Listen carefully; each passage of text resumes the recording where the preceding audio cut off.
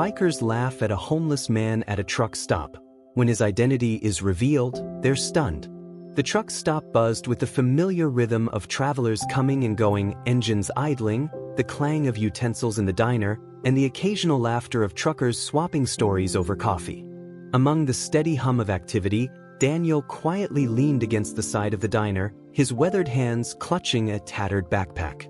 His graying beard and worn coat spoke of years spent on the road, but his posture, though tired, held a quiet dignity. He watched the trucks pull in and out, the drivers exchanging quick nods as they passed. Daniel had been here for 2 days now, lingering near the diner's warmth and hoping to earn enough spare change to buy a hot meal. Most people passed him by without a second glance, though a few had offered small kindnesses, a warm cup of coffee, half a sandwich wrapped in foil. He accepted each gesture with quiet gratitude, never asking for more than what was freely given. Inside the diner, the owner, Martha, kept an eye on him through the window. She had seen plenty of drifters come and go over the years, but there was something different about Daniel. He was polite, never demanding, and always quick to offer help when he saw someone struggling. Earlier that morning, he had helped a young mother carry her toddler's stroller up the diner steps, his movements careful yet steady despite the evident strain in his back. "Poor guy," Martha muttered under her breath, wiping down the counter. She glanced at the clock, debating whether to take him out a bowl of soup. Business had been slow lately and every dollar counted, but something about Daniel tugged at her conscience. Her thoughts were interrupted by the sound of motorcycles roaring into the parking lot. Martha winced as a group of bikers pulled in, their loud laughter and revving engines disturbing the otherwise calm evening. She recognized them immediately, locals who passed through every few weeks, always leaving behind a trail of cigarette butts and bad energy. Rick, their leader, was the loudest of the bunch. He strutted into the diner with a cocky grin, his leather jacket hanging open to reveal a faded t-shirt underneath. The rest of the gang followed, their boots clomping noisily on the tiled floor as they filled the small space with their presence. Well, Rick drawled, tossing his gloves onto a booth. "Looks like we've got the place to ourselves." Martha forced a tight smile, knowing better than to challenge him. "What can I get you boys tonight?" "Burgers, beers, and keep them coming," Rick said, leaning back in the booth. "We've had a long ride." As Martha headed to the kitchen, Rick's gaze wandered out the window. He spotted Daniel sitting on a bench near the edge of the lot, his coat pulled tightly around him as the evening chill set in. Rick smirked, nudging one of his buddies. "Hey, check it out. Looks like we've got some local entertainment." The others followed his gaze, their laughter quick and cruel. "Man, look at him," one of them said. "Bet he hasn't seen a shower in years. Think he's got any change in that backpack?" Another joked. Rick stood, his grin widening. Only one way to find out. Outside, Daniel shifted his weight, feeling the ache in his legs from a day spent walking. He didn't notice the bikers approaching until their shadows fell over him. Looking up, he met Rick's gaze, his expression calm despite the hostility radiating from the group. "Evenin', old man," Rick said, his tone mocking. "You mind if we join you?" Daniel didn't respond immediately, his eyes flicking over the group before returning to Rick. "It's a free country," he said quietly. Rick chuckled, crouching down to meet Daniel's eye level. "Generous of you. So, what brings you here, huh? Taking a little break from begging on the street?" The others laughed, and Daniel remained silent, his hands resting on his knees. Rick tilted his head, clearly annoyed by the lack of reaction. "Not much of a talker, huh?" Rick said. He reached for Daniel's backpack, giving it a tug. "Whatcha got in here, old man? Anything worth sharing?" Daniel's grip on the bag tightened, his voice firm. "That's mine." Rick smirked, standing and holding up his hands in mock surrender. "Relax, Grandpa. I'm just messing with you." He turned to the others. "What do you think? Should we buy him dinner? Or maybe he can sing us a song for his supper?" The group roared with laughter, and Daniel's jaw tightened, though he kept his composure. Martha watched from the diner, her blood boiling as she wiped her hands on her apron. She stepped outside, her voice sharp. "Hey, leave him alone." Rick turned, his smirk unwavering. "We're just having a little fun, Martha. No harm done. You want to have fun, you can do it somewhere else," she shot back. But if you're going to eat here, you show some respect. That man's done nothing to you. Rick held up his hands, feigning innocence. All right. Don't get your apron in a twist. He turned back to Daniel, his grin fading slightly. You're lucky she's got a soft spot for strays. As the bikers retreated back to the diner, Daniel exhaled slowly, his grip on the backpack loosening. He looked up at Martha, his eyes filled with quiet gratitude. She gave him a small nod before heading back inside, her shoulders tense. The bikers' taunts continued throughout the evening, their laughter echoing every time they glanced out the window at Daniel. But he remained steady, never rising to their provocations. As the hours passed, the parking lot began to empty, the truck stopped settling into its usual quiet rhythm. Inside the diner, Rick leaned back in his booth, nursing his third beer. I don't get it, he said, shaking his head. The guy just sits there, like he's too good to care what anyone thinks. Maybe he's crazy, one of the others suggested. Or maybe he's just too stupid to know we're laughing at him. Rick frowned, his ego bruised by Daniel's indifference. Nobody's that calm. He's hiding something. What, like a secret stash of cash? Another biker joked. Rick's eyes narrowed. Maybe. Or maybe he's just another loser who thinks the world owes him something. As Rick's words hung in the air, the door to the diner opened, and a trucker entered, shaking the rain from his jacket. He glanced around, his gaze landing on Daniel through the window. His eyes widened, and he turned to Martha.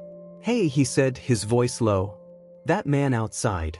Is that who I think it is? Martha frowned, following his gaze. What do you mean? The trucker leaned closer, lowering his voice. That's Daniel Carter. You know, the guy who... He stopped, glancing at the bikers. Maybe we should talk in the back. Curiosity piqued. Martha nodded and led the trucker to the kitchen. The bikers exchanged glances, their interest suddenly piqued. Rick stood, motioning for the others to follow. What's this about? He asked, leaning against the kitchen door frame. None of your business, Martha snapped, blocking his view. Why don't you go finish your beer? Rick ignored her, his gaze shifting to the trucker. Who is he? What's his story? The trucker hesitated, his gaze darting between Martha and Rick. You don't know? He asked finally. That man out there is a legend. Daniel Carter. He was a decorated war hero. Saved his entire unit in Afghanistan. And after the war, he built one of the biggest logistics companies in the country. Rick's smirk faltered, confusion flashing across his face. You're saying that guy is some kind of millionaire? He was, the trucker said. Lost everything after his wife passed away. Gave most of his money to charity and disappeared off the radar. I heard he's been living on the road ever since. The room fell silent, the weight of the revelation sinking in. Rick's bravado wavered as he glanced out the window at Daniel, who sat quietly on the bench, oblivious to the storm brewing inside the diner. Rick stared out the window, his expression unreadable. The man they had mocked all evening sat quietly under the flickering light of the truck stop, his head bowed slightly against the chill of the night. Daniel Carter, war hero, once a man of great success, was nothing like the image Rick had painted of him in his mind. The other bikers shifted uneasily in their seats. One of them, a younger man named Kyle, finally broke the silence. If that's true, we really screwed up? Rick scowled, his pride refusing to admit fault. We didn't screw up anything. He's just some guy now, sitting out there like anyone else. Yeah, but, Kyle hesitated, glancing at the others. If he's really done all that stuff, maybe we should go apologize. Rick rolled his eyes, his bravado barely masking the crack in his confidence. Apologize? For what? We were just joking around. He didn't seem to care. Martha appeared in the doorway, her hands on her hips and a glare sharp enough to cut through steel. Didn't seem to care, she repeated, her voice low but firm. You humiliated him for no reason. You and your little gang think you're tough, but it doesn't take strength to tear someone down. Rick opened his mouth to retort, but Martha wasn't finished. That man out there has been through more than any of you could ever imagine. And yet, he still carries himself with more grace and dignity than all of you combined. The room fell silent, the weight of her words settling heavily on the bikers. Rick looked away, his jaw tightening. He didn't like being called out, especially not in front of his crew, but a part of him couldn't shake the truth in her words. Outside, Daniel remained seated on the bench, his gaze fixed on the distant horizon. The stars were beginning to peek through the clouds, their faint light reflecting in his tired eyes. He had heard the laughter, the taunts, but he had learned long ago not to let such things affect him. People saw what they wanted to see: an old man, a drifter, someone to be dismissed. It wasn't worth the energy to correct them. But tonight had felt different. The biker's cruelty had stung more than he cared to admit. Perhaps it was the exhaustion, the years of wandering and struggling wearing him down. Or perhaps it was the fact that, deep down, he still wished to be seen, not as a hero or a millionaire, but as a man with a story that mattered.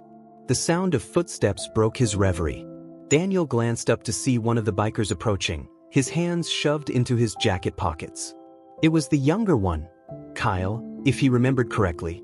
The boy looked nervous, his steps hesitant as he stopped a few feet away. "Hey," Kyle said awkwardly, scratching the back of his neck. "I just wanted to say I'm sorry. Earlier." Daniel studied him for a moment, his expression unreadable. "Why are you apologizing?" Kyle shifted uncomfortably. "Because it wasn't right. We shouldn't have treated you like that." Daniel nodded slowly, his gaze softening. "Takes courage to admit when you're wrong." "I appreciate it." Kyle relaxed slightly, though the guilt still lingered in his eyes. You really were in the military? And all that other stuff the trucker said?" Daniel chuckled softly, his voice tinged with weariness. "Most of it, yes. But that was a long time ago." Kyle hesitated, then asked, "Why didn't you say anything? You could have shut Rick up in a heartbeat." Daniel's smile faded, and he looked away. "It's not about proving anything to people like him. If I spent my life trying to change every mind, I'd have no energy left to live my own." Kyle nodded, his admiration for the man growing with each word. "Well, for what it's worth, I think you're incredible." Daniel offered a faint smile. "Thank you. That means more than you know." Back inside the diner, Rick sat in silence, his thoughts a whirlwind of emotions. He hated the idea of being wrong, but the guilt gnawed at him. The trucker's words had shaken something loose inside him, forcing him to confront the way he had treated not just Daniel, but countless others over the years. Rick had always prided himself on being tough, but now he wondered if his toughness had been nothing more than a mask for his own insecurities. Finally, he stood, the scrape of his chair against the floor drawing the attention of his crew. "I'll be back," he muttered, heading for the door. Outside, he found Daniel still sitting on the bench, Kyle now seated beside him. Rick approached slowly, his usual swagger replaced by uncertainty. He stopped a few feet away, shoving his hands into his jacket pockets. "Look," Rick began, his voice gruff. "I screwed up, okay? I shouldn't have treated you the way I did." Daniel looked up at him, his expression calm. "Why the change of heart?" Rick hesitated, struggling to find the words. "I guess I didn't realize who you were. What you've been through." Daniel raised an eyebrow. "And if I wasn't who they said I was? Would that make it okay?" The question hit Rick like a punch to the gut. He opened his mouth to respond, but no words came. He looked away, his jaw tightening as he grappled with the truth. Finally, he nodded. "Oh, it wouldn't?" Daniel leaned back, his gaze steady. "It's not about who someone was or what they've done. Everyone deserves respect, regardless of where they are in life." Rick nodded again, his voice quieter this time. "You're right. I've been a jerk. For a long time." Kyle glanced between the two men, a small smile tugging at the corners of his lips. "Better late than never, right?" Rick shot him a glare, but it lacked its usual venom. Turning back to Daniel, he said, "I'm sorry. For real this time." Daniel studied him for a moment, then nodded. Apology accepted. The tension eased and Rick shifted awkwardly, unsure of what to say next. Finally, he extended a hand. "I'm Rick, by the way." Daniel shook his hand, his grip firm despite the weariness in his eyes. "Daniel." The following morning, the truck stop was abuzz with chatter about the events of the previous night. Word had spread quickly, and many of the truckers who passed through made a point of greeting Daniel with a nod or a kind word. The bikers, too, seemed different, quieter, more subdued. Even Rick appeared humbled, his usual bravado tempered by something deeper. As Daniel prepared to move on, Martha approached him with a steaming cup of coffee and a paper bag. "For the road," she said with a smile. "You've got a lot of people rooting for you now." Daniel accepted the bag with a nod of thanks. "You've been kind, Martha. More than most." She waved him off. "Just doing what's right." Before he left, Daniel turned to Rick and his crew, who stood nearby. "Take care of yourselves," he said. "And remember, strength isn't about how loud you are or how much you can take from others. It's about what you can give." Rick nodded, his respect for the man evident. "We'll remember." As Daniel walked away, his figure growing smaller in the distance, the bikers and truckers alike watched in silence. He had come to the truck stop as a stranger, but he left as a legend, a reminder that true strength and dignity came not from wealth or status, but from the choices one made every day. For Rick and his crew, the encounter was a turning point. They began to change their ways, driven by the lessons they had learned from a man who had nothing to prove but everything to teach. And for everyone at the truck stop, Daniel's quiet resilience would remain a story they carried with them, a testament to the power of humility and respect. Rick stood by the edge of the truck stop parking lot, watching Daniel disappear down the long stretch of road. The old man's words echoed in his mind. "Strength isn't about how loud you are or how much you can take from others. It's about what you can give." Rick had spent his entire life trying to prove how tough he was, leading his gang, intimidating others, and never backing down from a fight. But now, for the first time, he felt like all that toughness had amounted to nothing. Kyle walked up beside him, shoving his hands into his jacket pockets. "Pretty crazy, huh?" he said, breaking the silence. Rick glanced at him, his jaw tightening. "What's crazy?" "That guy," Kyle replied. "Everything he's been through. Everything he's done. And he's still out here, just trying to live his life." Rick didn't respond immediately. He stared at the horizon, his thoughts tangled. "Makes you wonder," he said finally. "What the hell we've been doing with our lives?" Kyle raised an eyebrow. "You mean riding around, drinking beer, and messing with people for fun?" Rick shot him a look, but there was no malice behind it. "Yeah," he muttered. "Something like that?" Kyle nodded, his expression thoughtful. "Maybe it's time we did something different?" Rick turned back to the road, his mind racing. For years, he had led his crew with one goal in mind: to be feared. But now he was starting to realize that fear wasn't the same as respect, and it certainly wasn't the same as strength. Over the next few days, the truck stop became a quieter, calmer place.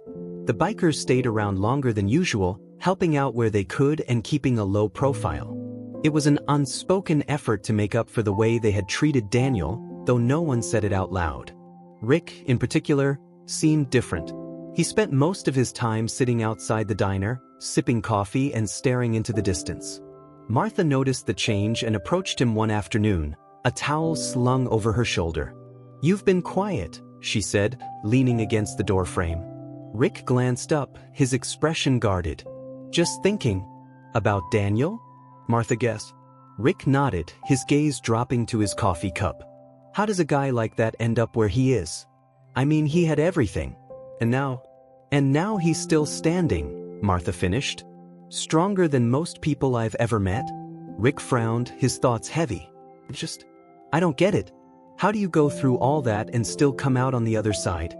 "Maybe that's the difference between you and him," Martha said. "You've spent your whole life trying to be tough. He spent his trying to do what's right." Rick didn't respond, but her words struck a chord deep within him.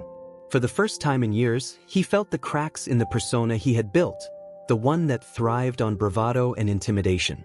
And for the first time, he wondered what it would be like to be someone different. One evening, as the sun dipped below the horizon, Rick gathered his crew around the fire pit behind the diner.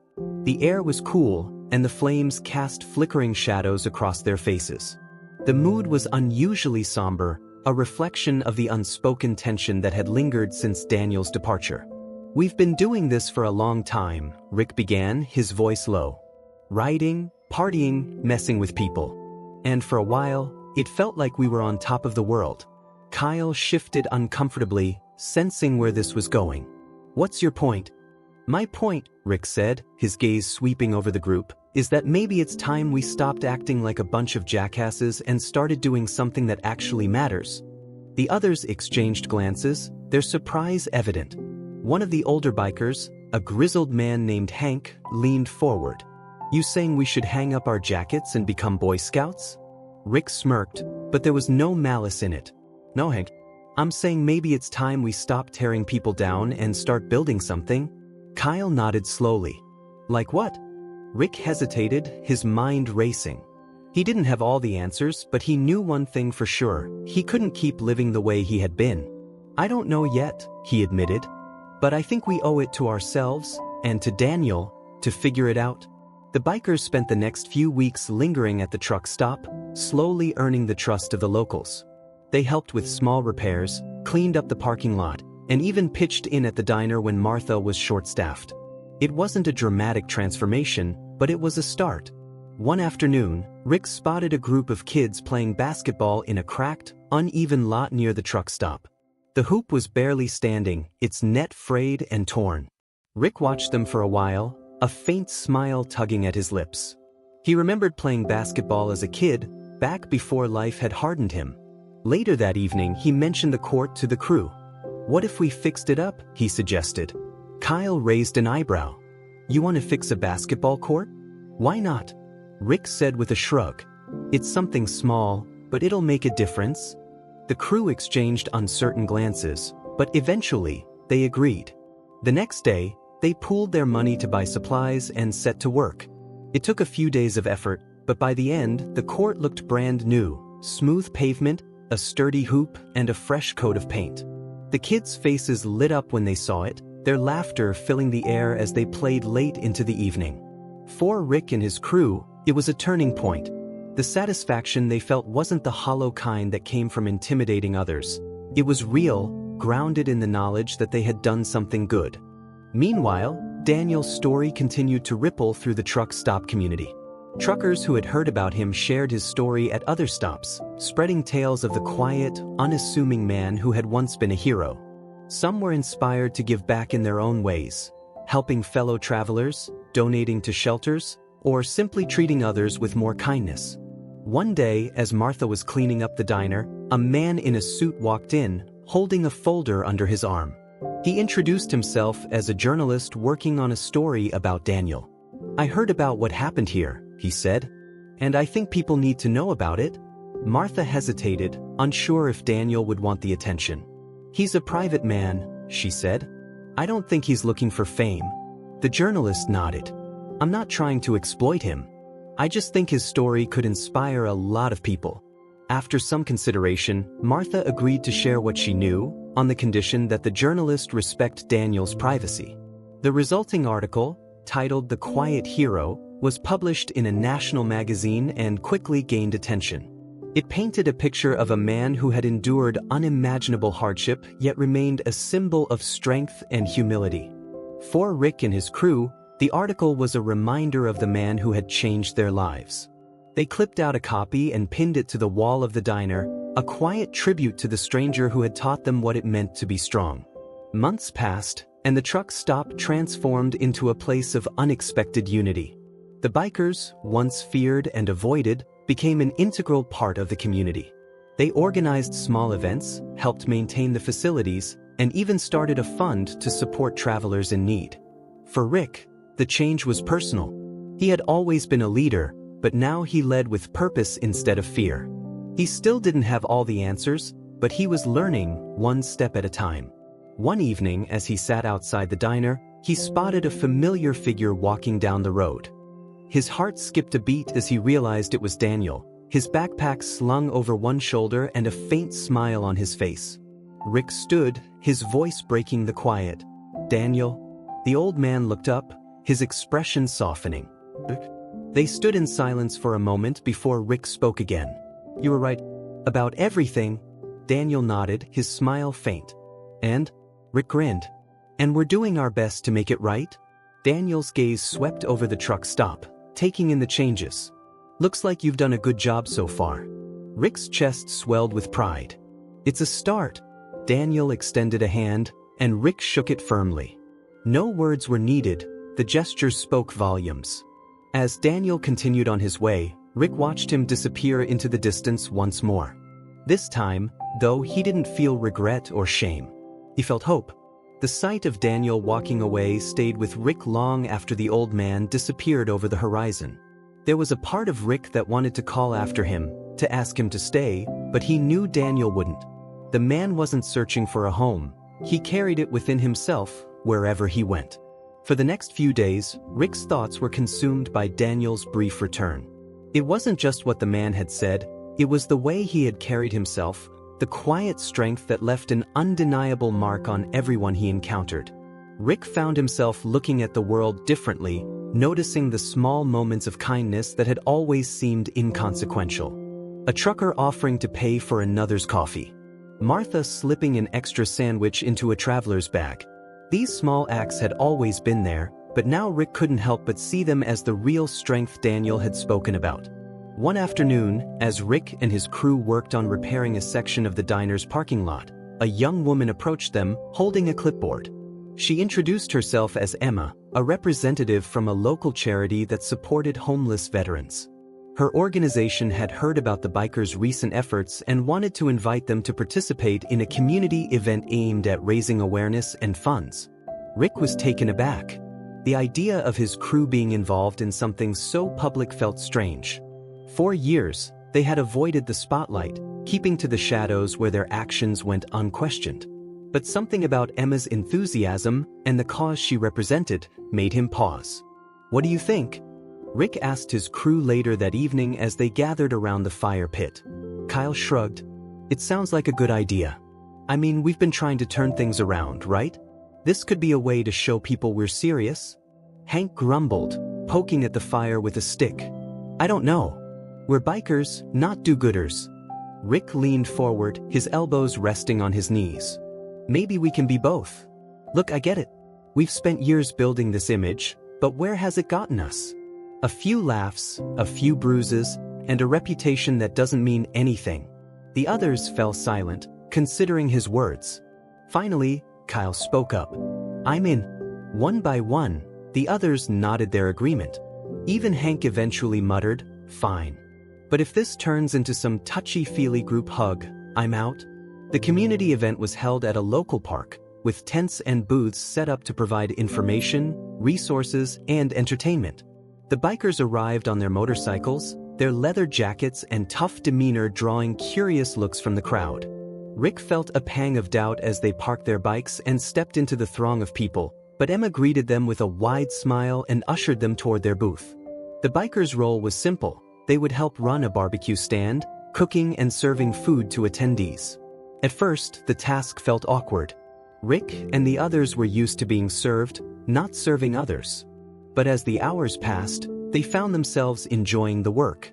The laughter of children playing nearby, the grateful smiles of people they handed burgers to, it all reminded them of the small joys they had spent years overlooking. By the end of the day, the bikers were exhausted but content. Emma approached them with a clipboard, beaming. "You guys were incredible," she said. "We raised more money today than at any event we've held before." Rick nodded, a rare smile tugging at his lips. "Glad we could help?" Emma hesitated, then added, "There's one more thing. We're hosting a volunteer event next month to renovate a veterans shelter. I'd love for you and your crew to be involved." Rick glanced at the others, their expressions a mix of surprise and uncertainty. He knew they were hesitant to commit to something so far outside their comfort zone, but he also knew this was an opportunity to keep building on the momentum they had started. "We'll think about it," Rick said finally. In the weeks that followed, the bikers found themselves drawn deeper into the community. They started organizing their own small initiatives, cleaning up neglected areas, donating supplies to shelters, and even mentoring local kids. The once rowdy gang had become an unexpected source of positivity, their efforts earning the respect of the people they had once intimidated.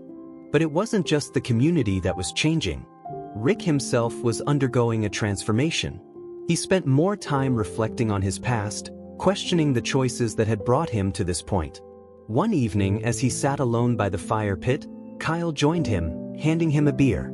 "You've been quiet lately," Kyle said, settling into a chair. "Everything okay?" Rick stared into the flames, his expression thoughtful. "Just thinking about Daniel. About what he said." Kyle nodded, waiting for him to continue. "He said strength is about what you can give," Rick said. "For years, I thought being strong meant never backing down, never showing weakness. But now I'm starting to think it's about something else." "Like what?" "'Cause." Rick shrugged, his gaze distant. "I don't know yet, but I'm starting to feel like I've been looking in the wrong places." The bikers ultimately decided to join the volunteer event at the veterans' shelter. The day was long and physically demanding, but it was also deeply rewarding. As they painted walls, repaired plumbing, and installed new furniture, they heard the stories of the veterans who lived there, men and women who had faced unimaginable challenges yet continued to persevere. For Rick, the experience was humbling. He found himself talking to a veteran named Tom, whose calm demeanor and sharp wit reminded him of Daniel. Tom shared stories of his time in the military, the hardships he had faced, and the lessons he had learned. "Life doesn't always go the way you plan," Tom said, his voice steady. "But you can always choose how you respond. That's where real strength comes from." Rick nodded, his thoughts drifting back to Daniel. The old man's influence seemed to linger everywhere he went, shaping the lives of those he encountered in ways they couldn't fully understand. Months turned into a year, and the bikers' reputation had completely transformed. They were no longer feared but respected, their efforts earning them a place in the community. Rick had found a sense of purpose he never thought possible, his leadership now driven by a desire to uplift rather than dominate. One evening, as the sun set over the truck stop, Rick sat on the bench where Daniel had once been. He held a small notebook in his hands, its pages filled with ideas for new projects and initiatives. The bench had become a place of reflection for him, a reminder of the man who had set him on this path. Kyle approached, carrying 2 cups of coffee. He handed one to Rick and sat beside him, his gaze thoughtful. "You think we'll ever see him again?" he asked. Rick took a sip of his coffee, his eyes on the horizon. "I don't know. But I like to think he's out there, making a difference wherever he goes." Kyle nodded, a small smile tugging at his lips. "He'd be proud of what we've done." Rick chuckled softly. "Maybe, but we've still got a lot of work to do." As the stars began to appear overhead, Rick felt a deep sense of peace. He didn't know what the future held, but he was no longer afraid of it. For the first time in his life, he felt like he was exactly where he was meant to be, on a path of redemption, guided by the quiet strength of a man who had shown him what it truly meant to live with purpose.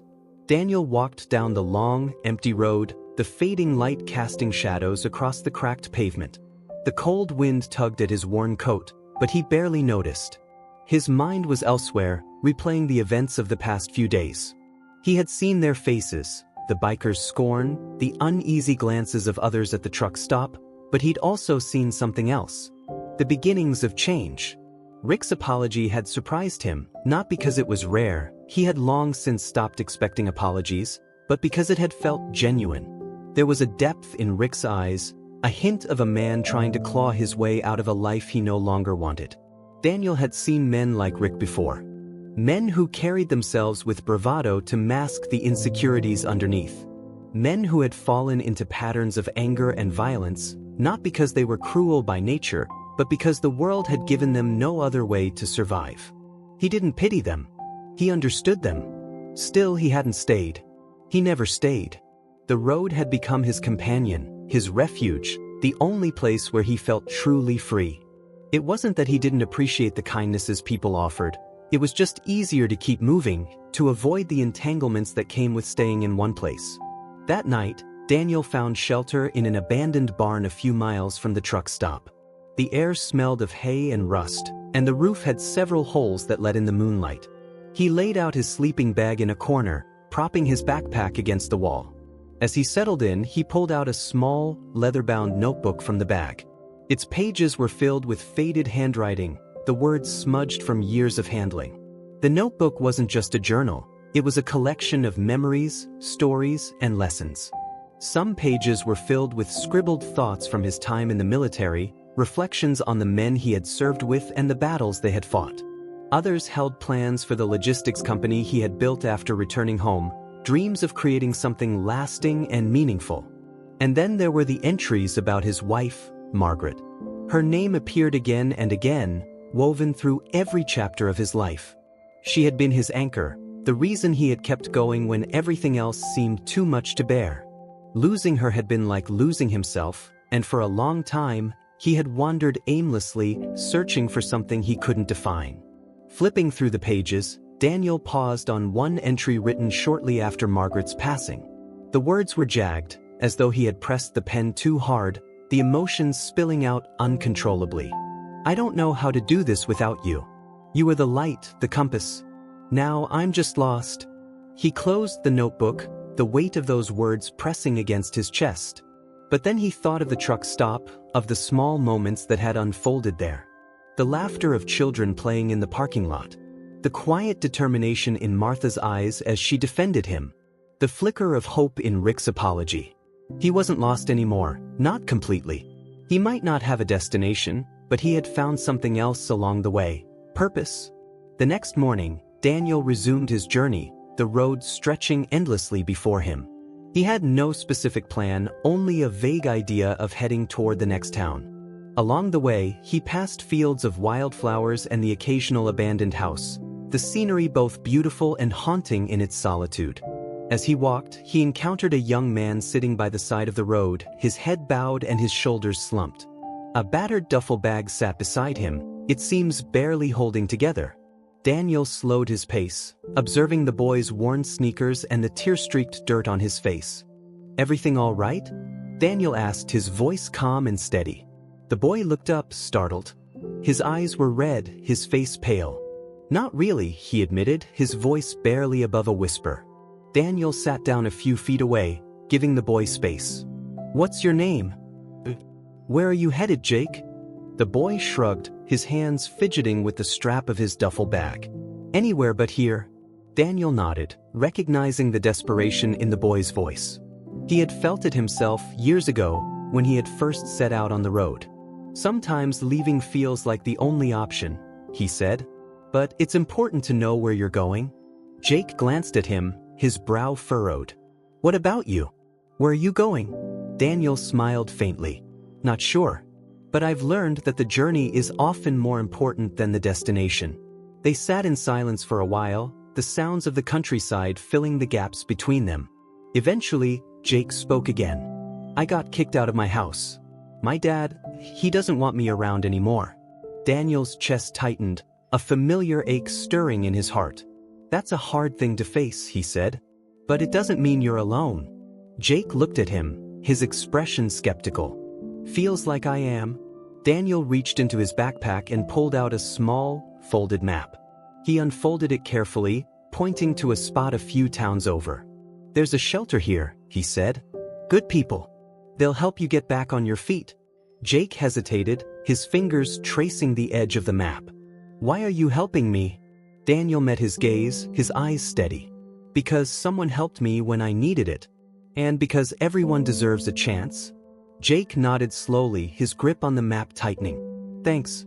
Daniel stood, brushing the dust from his coat. "Take care of yourself, Jake. And remember, the road gets easier when you take it one step at a time." Jake watched him walk away, the old man's figure growing smaller in the distance. For the first time in days, he felt a glimmer of hope. As Daniel continued his journey, encounters like this became a regular occurrence. A stranded motorist in need of a jumpstart. A struggling farmer who needed an extra pair of hands. A single mother trying to calm her crying baby at a rest stop. Each time, Daniel stepped in quietly, offering what he could without expecting anything in return. He didn't see himself as a hero. He didn't see himself as anything, really. But he had learned that even the smallest acts of kindness could create ripples far beyond what he could imagine. Months later, Daniel found himself in a small coastal town, the salty breeze and crashing waves a welcome change from the endless stretches of road. He had taken to working odd jobs at the docks, unloading crates and cleaning boats in exchange for meals and a place to sleep. The locals quickly grew fond of him, his quiet demeanor and tireless work ethic earning their respect. One evening, as the sun dipped below the horizon, Daniel sat on a bench overlooking the water.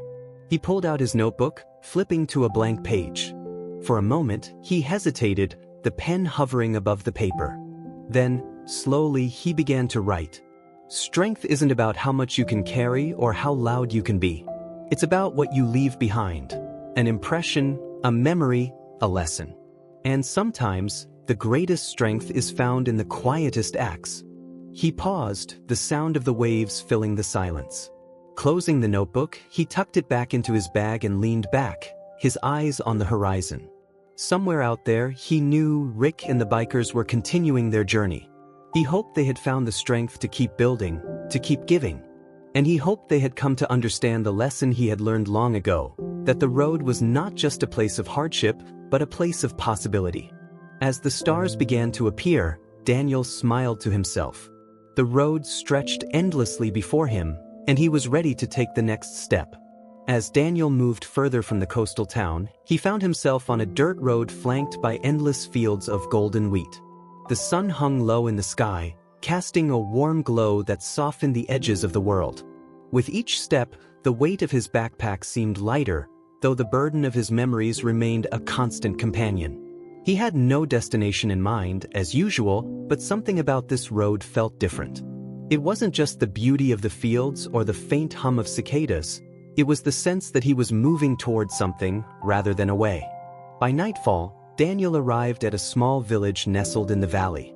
The streets were quiet, the only sounds coming from a tavern where the warm light of lanterns spilled onto the cobblestone. He decided to step inside, hoping to find a meal and perhaps a place to rest. The tavern was modest but lively. Farmers and laborers filled the tables, their laughter and conversation blending with the clink of mugs and the strum of a guitar in the corner. Daniel approached the bar, his presence barely noticed amidst the bustle. The bartender, a stout woman with kind eyes, looked him over and offered a smile. "What'll it be?" Daniel hesitated, pulling a few crumpled bills from his pocket. "Soup if you've got it. And water." The woman nodded, disappearing into the kitchen. As Daniel waited, he noticed a group of young men at a nearby table, their voices carrying over the din. They were talking about an upcoming town event, a harvest festival that seemed to be the highlight of the year. "Reckon it's gonna be the best one yet," one of them said, slapping his friend on the back. "Especially with old man Hargrove's wheat winning first prize again." Another man laughed. "If his tractor doesn't break down first."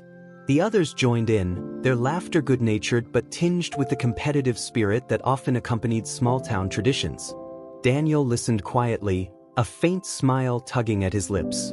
He had passed through towns like this before, places where life moved slower and people took pride in their roots. There was something comforting about it, a reminder that, despite everything, some things never changed. The bartender returned with a bowl of steaming soup and a glass of water. "On the house," she said with a wink. "You look like you've had a long day." Daniel nodded his thanks, the warmth of the gesture as nourishing as the meal itself. As he ate, he felt the tension in his shoulders ease, the familiarity of the tavern offering a brief reprieve from the road. The next morning, Daniel wandered through the village, taking in the sights and sounds of preparations for the festival. Stalls were being set up along the main street, their colorful awnings fluttering in the breeze. Children ran between the adults, their laughter ringing out as they chased one another with ribbons and streamers. Near the edge of the village, Daniel came across an elderly man struggling to lift a heavy sack of grain onto a cart. Without a word, Daniel stepped forward, taking the other end of the sack and helping hoist it into place. The man straightened, wiping his brow. "Well, I'll be," he said, squinting at Daniel. "You don't look like you're from around here." "I'm not," Daniel replied. "Just passing through." The man extended a hand. "Name's Hargrove. Thanks for the help." "Daniel," he said, shaking the man's hand. Hargrove studied him for a moment, his gaze sharp despite his age. "You got the look of a man who's seen a thing or two?" Daniel smiled faintly. "You could say that." "Well, Daniel, if you're sticking around for the festival, I could use an extra pair of hands. Got a lot to get done before tomorrow." Daniel considered the offer. He had no plans, and the idea of staying in one place for a few days didn't seem so bad. "All right," he said. "What do you need?" Over the next 2 days, Daniel worked alongside Hargrove, repairing fences, stacking bales of hay, and helping prepare the fields for the festival. The work was hard, but it felt good to use his hands, to contribute to something tangible. Hargrove's farm was a modest operation, but it was clear he poured his heart into it. As they worked, Hargrove shared stories about the village, its history, and the people who called it home. Daniel listened quietly, offering little about himself but asking just enough questions to keep the conversation flowing. On the evening before the festival, Hargrove invited Daniel to share a meal with his family. The farmhouse was warm and inviting, its walls lined with photos and mementos that told the story of generations past. Hargrove's daughter, Mary, greeted Daniel with a smile, her 2 young children peeking out shyly from behind her skirts. "Grandpa says you've been a big help," Mary said as she set a plate of roasted chicken and vegetables in front of Daniel. "We don't get many strangers around here." Daniel nodded, his gratitude evident in his expression. "Your father's been kind to let me stay." Hargrove waved a hand dismissively. "You've earned your keep. Besides, it's nice to have some company that doesn't sass me all the time." Mary laughed, ruffling her father's hair. "Oh, don't act like you don't love it." As the meal progressed, Daniel found himself relaxing, the warmth of the family's banter easing the weariness that had settled in his bones. It had been a long time since he had shared a table like this, and though he knew it was temporary, he allowed himself to savor the moment. The day of the festival arrived, and the village was alive with energy. Music filled the air, and the streets were crowded with stalls selling everything from homemade pies to handcrafted jewelry. Hargrove's wheat took center stage at the agricultural competition, its golden stalks gleaming in the sunlight. Daniel watched from the sidelines, a quiet observer amid the bustling crowd. He had no desire to draw attention to himself, but he couldn't help feeling a sense of pride for the role he had played in helping Hargrove prepare. As the day wore on, Daniel wandered through the festival, stopping occasionally to admire the craftsmanship on display or listen to a local band. At one stall, a young girl was selling hand-painted wooden carvings. Daniel picked up a small carving of a bird, its wings outstretched as if in flight. "How much?" he asked. The girl looked up, her eyes wide with excitement. $3. Daniel reached into his pocket, pulling out the bills. "It's beautiful work," he said as he handed her the money. The girl beamed. "Thank you. My dad helped me carve it." Daniel nodded, tucking the bird into his coat pocket. As he walked away, he felt the faintest stirrings of something he hadn't felt in years: hope. Not for himself, but for the world and the small moments of beauty that existed within it. As the festival wound down and the sun dipped below the horizon, Daniel found himself once again drawn to the bench near the edge of the village. He pulled out his notebook, flipping to a blank page. "The road has taken me to places I never expected. It has shown me the worst of humanity, but also the best. Today, I saw kindness in a child's smile, in the laughter of a family, in the pride of a man who has worked his land for decades. These moments remind me that even in the darkest times, there is light to be found." He paused, the pen hovering above the page. Then, with a faint smile, he added, "Perhaps the road isn't just a journey outward. Perhaps it's a journey inward, a way to rediscover what truly matters." The next morning, as Daniel prepared to leave, Hargrove handed him a small package wrapped in cloth. "For the road," he said gruffly. Daniel opened it to find a loaf of fresh bread and a jar of homemade jam. "Thank you," he said, his voice steady but filled with gratitude. Hargrove nodded. "Take care of yourself, Daniel. And if you're ever back this way, you've got a place here."